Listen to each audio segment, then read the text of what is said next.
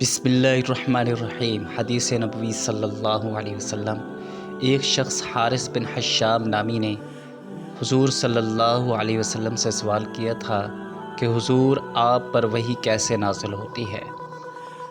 آپ صلی اللہ علیہ وسلم نے فرمایا کہ وحی نازل ہوتے وقت کبھی مجھ کو گھنٹی کی سی آواز محسوس ہوتی ہے اور وحی کی یہ کیفیت مجھ پر بہت شاق یعنی مشکل گزرتی ہے۔ جب یہ کیفیت ختم ہوتی ہے تو میرے دل و دماغ پر اس فرشتے کے ذریعے نازل شدہ وحی محفوظ ہو جاتی ہے،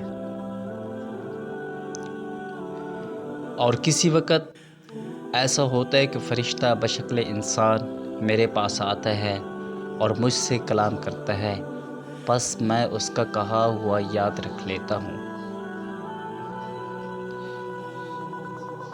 حضرت عائشہ رضی اللہ تعالی عنہ کا بیان ہے کہ میں نے سخت کڑاکے کی سردی میں حضور صلی اللہ علیہ وسلم کو دیکھا ہے کہ آپ صلی اللہ علیہ وسلم پر وحی نازل ہوئی، اور جب اس کا سلسلہ موقوف ہوا یعنی رکا تو آپ کی پیشانی پسینے سے شرابور تھی۔